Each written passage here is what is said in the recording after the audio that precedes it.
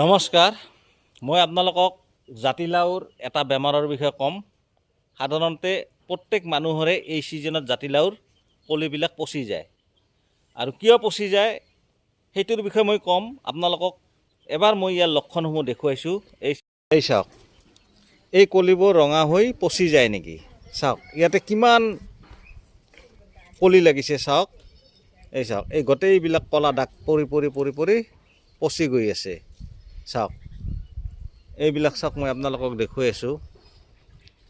জাতিলাও লাগিছে, বেছিকৈয়ে লাগিছে, কিন্তু এই যিবিলাক কলি আছে কলিবোৰ কলা পৰি পৰি পচি যায়। ইয়াৰ পচি যোৱাৰ কাৰণ কেইবাটাও থাকিব পাৰে। এটা হ'ল জলবায়ুৰ কাৰণে পচিব পাৰে। অতিপাত যদি গৰম পৰে তেতিয়াও পচিব পাৰে, যিহেতু জাতিলাওৰ খেতিটো অলপ ঠাণ্ডা ছিজনৰ খেতি। যদি সূৰ্যৰ উত্তাপ বেছি হয় তেতিয়াও পচিব পাৰে।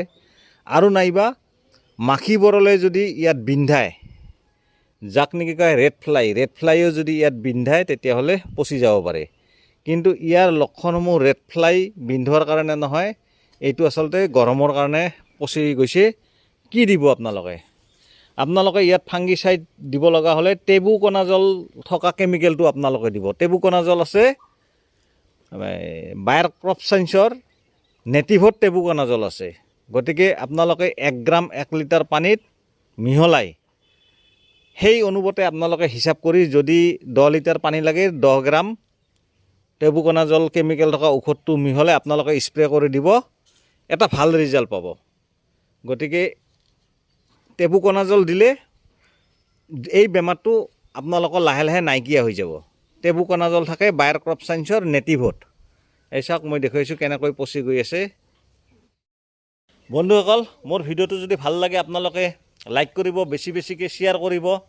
বেছিকৈ শ্বেয়াৰ কৰিলে তেতিয়াহ'লে আন মানুহো মোৰ ভিডিঅ'টো চোৱাৰ কাৰণে সুবিধা হ'ব। আৰু যিসকলে ছাবস্ক্ৰাইব কৰা নাই, এটা ছাবস্ক্ৰাইব কৰি দিব। ধন্যবাদ।